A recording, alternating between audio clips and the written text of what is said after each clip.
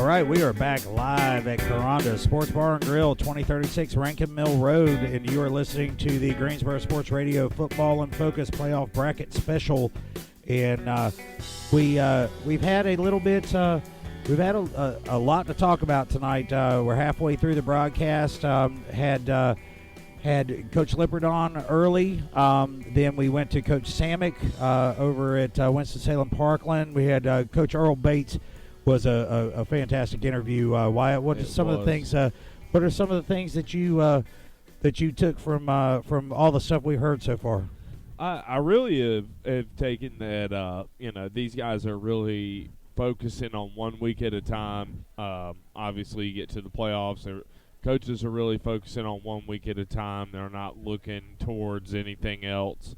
Looking towards the next week, or looking towards who they're going to play if they win, who they're going to play if, who they're going to play in the third round or anything like that. That's for guys like us to do. Right. To sit and go, man, I really would like to see this matchup. Right. We're going to have Coach Tommy Persley on in a little while. He's going to be on the phone. One of those games you look at that man, you really want that rematch for Tuscola and Pisgah at Pisgah. You really want that rematch to happen. And it's like you look at some of those and just start drooling over the storylines that come out of it. We have coming up, we're going to have Coach John Kirby from Eastern Alamance, and we already have in the building, we have Coach Doug Robertson is here, and he will be coming up next. And we're going to see if we can get Coach Kirby on here, so we're going to go right on into it. And welcome, Coach Kirby. Can you hear us? Yes, sir. I hear you loud and clear. Thanks for having me. Oh, thanks for coming on.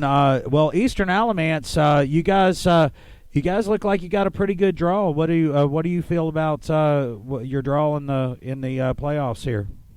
Well, we saw the first draw that came out, the preliminary, and it had us as a number 4 seed in the Big 3A, and we really liked that seed as well because we thought, there's some good, once you get to this point, they're all good teams, but there's some teams in there that's got some records that they've lost a couple games, and then we got put in the little 3A, and you look around at Orange High School, who's undefeated, and West Craven, who's undefeated, and Havelock, who we all know is the traditional powerhouse, and Southern Nash is undefeated. So we think that bracket we're in is a mighty challenging one. And even though we're a 4 seed out of that bracket, we think there's some mighty good football teams in there. Well, and you look at that bracket and see how it's pretty heavy mid-state 3A. You got Northeast Guilford in there. You got Burlington Williams in there. They get, I like to call it the Havelock Invitational. They get to go down to Havelock and play that first round game where Havelock is historically very tough in that first round. They are. Havelock, Coach Jim Bob Bryant does a great job. He is he's done it a long time, and year in and year out, they're in the thick of things, and he's kind of put Havelock on the map, and that would be a tough first round game to go to. But if you remember last year, Eastern Guilford took that trek down there and had them on the ropes, and Havelock escaped, and then the following week Moorhead went down and beat them. So I think our brand of football around this area is very compatible. I think we'll make a good showing. Well, your feeling on getting 7 out of your 9 teams from the Mid-State 3A into the playoffs. I mean, one thing that I've seen calling all the Northeast Guilford games. This conference is one of the best in the state, and I think that it has been rewarded with the trips to the playoffs. What's your feeling about that? I agree with you. I think the Mid-State Conference is one of the toughest conferences in the state of North Carolina from top to bottom. And, it seems like year in and year out there's somebody that's a surprise in there that comes up and kind of does things that you're not expecting to do. And, I think on any given night in that Mid-State Conference, anybody could knock anybody off. And, I didn't realize we had 7 teams in the playoffs, but that's 7 teams out of a 9-team league is kind of unheard of. Well, and that's one of I think that's one of the things that we're seeing with this pilot program. They're calling it this change in the playoffs, which it would have been very difficult in the old format to get 7 out of 9 teams into the playoffs, and that's one of the things that it has created. What's your feeling about the out of conference games? It looks like some of these teams that got rewarded for playing less than stellar competition in their out of season or out of conference schedule. I think that I had a discussion today with a couple of our coaches that, we were just trying to find out. I'm not really smart enough to know how and why and all the details, but one thing that was brought up, and I'll try to answer your question, is if I think if you are tied with someone that kind of use your power ratings. Is that correct? Yeah, that's the way they're looking at it. Yeah. Well, I think that's a problem in that, if you're playing a team and you're up, I know that if Eastern Alamance is playing somebody and we're winning pretty handily, then we're going to play our guys to get ready for next year, and we're going to play our guys because they've been at practice. But I think a lot of times, if power ratings are based on how many points you score, and I'm not sure that's a good thing. And, I'm a firm believer in playing good competition because I think good competition is only going to make you better. And, I had made a statement, and I think I even made it to you several weeks ago when we played Eastern Guilford, which was awesome. But I really felt like our football team had grown during that week just simply because of the competition we played and how we handled it. And I think that what you are going to find out is there's going to be a lot of teams that are going to, for not a better word, pad their schedule to get wins in order to get a high seed in the playoffs. But I'm not sure when it all comes down at the end. They may play at home, but I'm not sure how many championships they'll win. Coach Kirby, Wyatt Smith from Greensboro Sports here. I didn't get a chance to speak with you. I covered the Eastern Guilford Eastern Alamance game, and the one thing that I noticed out of your team and your squad was that you guys, Eastern Guilford, had a lead at halftime, and your guys never quit, and you guys fought to the very end, and that was something that really impressed me, and as obviously has to impress you as well. Is that something that you guys have had all year long? Something that you look forward to? I think a lot of our team, we've had some success over the last several years that's it's really good for our program and it's good for our school. But I think, with success comes the confidence that you can't lose. And I think that our guys, every time they go out, they feel like they're not going to lose. I think they feel like they're going to win. And a big example, last year we're playing Western Alamance. It's not this year, but last year we're playing Western Alamance at our place, and we're down 31-13. They got first goal on the 9. We ended up picking it off and running it back for a touchdown. And at the end of and then it just a group of things happened that went in our favor. And then at the end of the day, we ended up winning by a couple of touchdowns where, we're down for dead late in the third and down that much and then get ready to score again. But, for one to pick up the pace and look, it looked like Eastern had a good night. And we did for a quarter and a half. But I think our players have a lot of confidence. I think our players, feel like they can win. And I think they feel like they can't get too far behind. And, what we've learned this year, too, is our team hasn't started off fast and strong like we've had in the past, except for the Eastern Guilford game. I thought during that game, we came out with some with a little bit of fire. Not that we hadn't come out with fire, but we were able to do some things and put some points on the board. And then those guys responded, and it was kind of like a boxing match back and forth. And I guess to answer your question, I'm very proud of our team for that, for doing what we do. But I really think it's a lot of the confidence that they have. Well, Coach Kirby, we're being joined right now here live here at Karonda's with Coach Jason Lippert from Northeast Guilford High School. I think that he had a few words he wanted to say to you. Hey, Coach, how you doing tonight? I'm doing well. I hope you are. Man, I'm great. Hey, look, I remember breaking that film down last year and talking to our team about simply good teams make their own breaks. And that's what I saw when you guys were playing them. And, yeah, the ball bounced the right way a couple of times. But I still believe then and I believe now that good teams make that happen. And you guys were the benefactor of some great bounces in that ball game.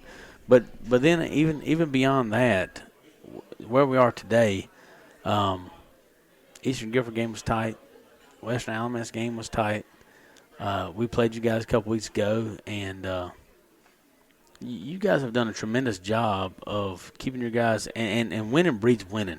So we all know that. So you guys have had a great tradition there for the last few years, and winning breeds winning. But what I'd like to ask you about is I know you and I have talked several times, and things weren't always so fantastic. How did you get today where you are right now from where you've been?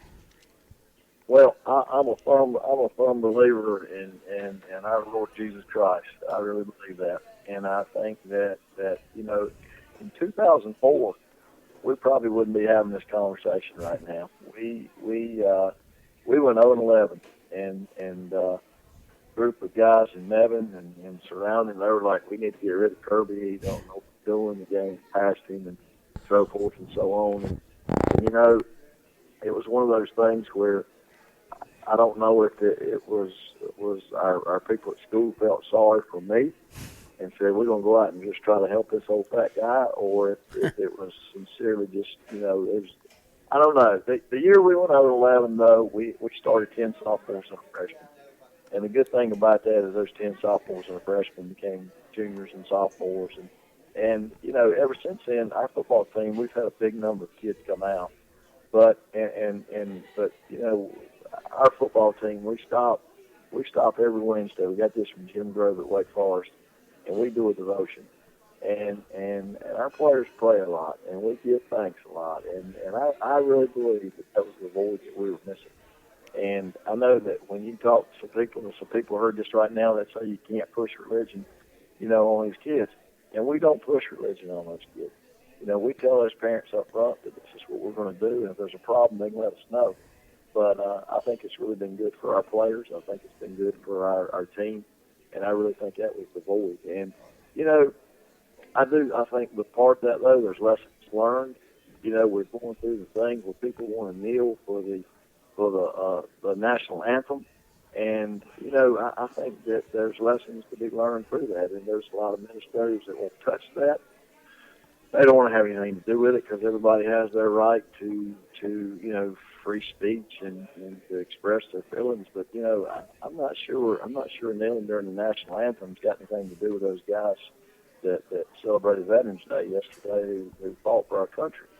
And, when that stuff came out, we actually addressed our players with that stuff, and we tried to give them lessons on I don't know. I mean, I'm not saying it's right or wrong, but I think there's more good than bad. And I think that, like in your case right now, you got a quarterback that's an outstanding young man, and I think he's a leader, and I think that people are going to get behind him and follow him. And I think that we had some guys like that. We had the John Lamonts and the Ali Lamonts, which was his brother, and the Nick Miles, and some of those guys who were just leaders of our football team and our program. And it's kind of like that effect that everybody wants to be like them. And, we were just blessed to have those kids to be great leaders, and I just think our players kind of attached on to that. And they do work hard. They work hard when they're there. They work hard in the off season, and it's one of those things where we've had kids come over the day after we lost in the playoffs, and you see them, and they're running those stadium steps, or they're doing something, and you're like, what are you doing? I'm getting ready for next year, Yeah. I think if you got kids who have the will to want to work, and I think great things are going to happen. And I don't know. I mean, and I don't think we as coaches can necessarily preach that. I think you got to have players that kids are going to listen to the peers. And like I said, we've just been very blessed and very fortunate that we've had some guys that came in since then that were true leaders. Yeah. And, Coach, I think you got one in your quarterback there. Well, Coach, I appreciate you coming on tonight, and I appreciate all the mentor-esque stuff that you've done for me. And I believe in what you say. We've watched you practice. Your kids believe. And I also believe similarly of the stuff that you talk about and the difference in your program since 04 to now. I think that's a big deal, and thanks for your input, and I really truly believe that you're on the right track, and I think you've had a fantastic career, and I don't know when you're gonna call it quits, but I hope you don't ever do. Well, there's so many young guys like me that need folks like you in their life. Well, thank you for saying that, and that does make me feel good. You know, I think that anything that any football coach ever got, he stole from somebody else. That's right. We're good thieves. And that's what we do. I mean, and, you know, if we're not playing Northeast Guilford, we're sure pulling for you. Well, I appreciate it, Coach. And we wish everybody at the beginning of the year to go 10-1. And, you know, that one, we're going to do whatever we can. But, you know, the bottom line, we're always trying for the same reason. We're in it because of the kids. Well, and it's funny that you bring that up, Coach, because if you look at the bracket, if Northeast is able to go down and shock West Craven and you guys take care of business against Nash Central, we're going to see that Eastern Alamance Northeast Guilford rematch again, aren't we? I tell you, we'd love to have it. You know, I don't necessarily like rematches just because if you played somebody one time, boy, it's hard. It's hard to beat a team twice, especially in football during the year. But you know, I would sure entertain that idea because that would mean that we would get to play at home. I'm thinking if we're talking correctly here, we wouldn't have to get on that bus and ride all the way down to West Craven. But you're exactly right, Coach. Coach Lippert, I'm sure I'm going to pick your mind too on what you're seeing this week because. Well, Coach, no matter how it shakes out, if we are fortunate enough to play you again, we'd love the opportunity and we'd relish in the situation. And if we're not, then certainly we're gonna have conversations about that too. And I just hope you guys do really well. Obviously, I hope we do really well. But you know, that's first and foremost. You know, Doug Robinson and I had that conversation the other day when we looked at those projections and thought we were going to be in the fourth, in that round with them. I said, Coach, man, I'd love to see you in the fourth round. And at least if you get that far, you know somebody that you play is going to beat you to the big show. And Coach, you know as good as I do. That idea, at least we know somebody's going to be in the third round. Coach, you know as good as I do. Our conference is as deep as there is in the state. And to think that there was going to be somebody you're going to see in late rounds, that's a high probability. And that's a testament to the job that you guys do in this conference, and we do. And I really believe that we're one of the toughest 3A conferences in the state. And that ain't changed this year. It didn't change last year. No, sir. I agree with you 100%. I do. And you know, the thing is that you guys at Northeast this year you kind of took everybody by. It was a sneaky way of, you know, it was almost like you going game by game. You look up and get ready to play, and it's like, holy cow, you know, we're playing third place this week.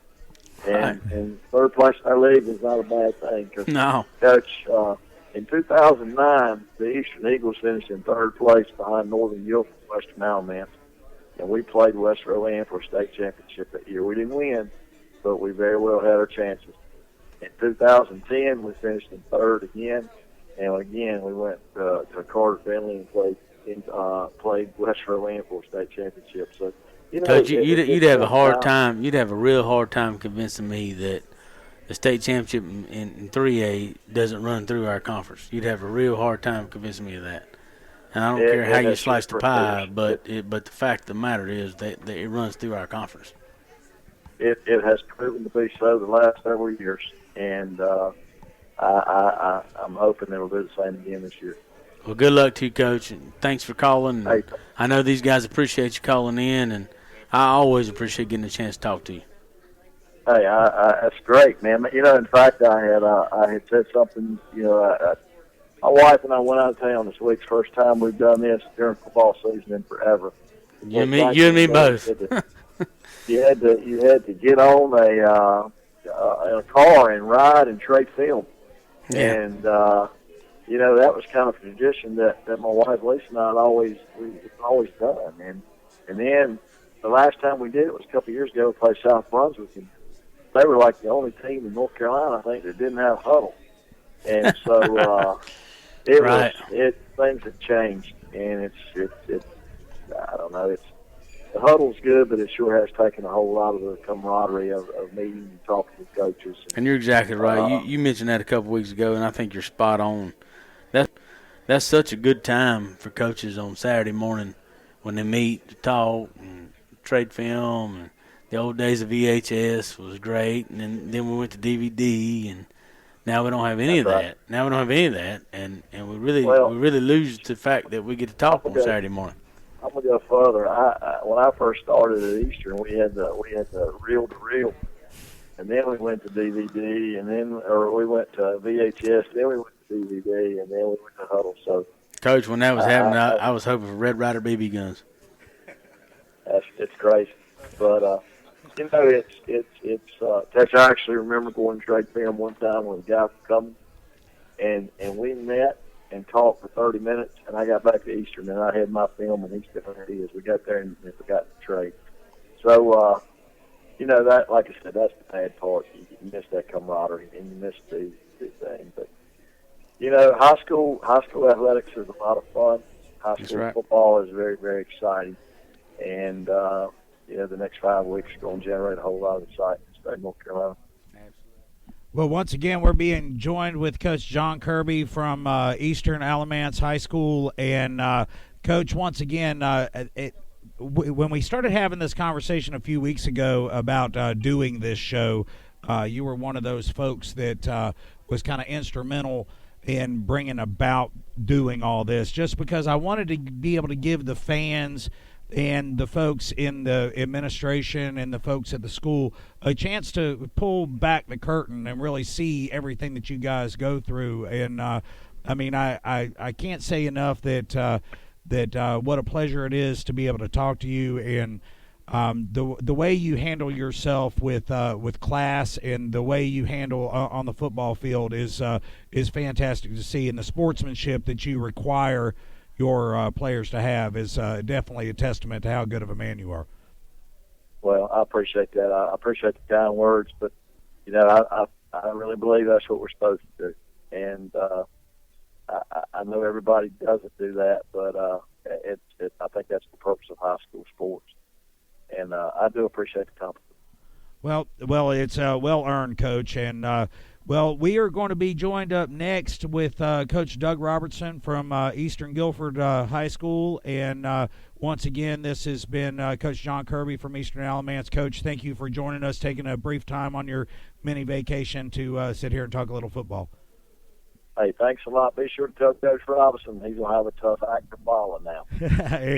he's sitting right here next to me, so he is he's definitely ready to go. I'm sure he's going to have a couple of things to say. All right. Hey, thank you so much, and best of luck to all in this playoff. Okay, thanks a lot, Coach Kirby, and we'll talk to you soon. Thank you.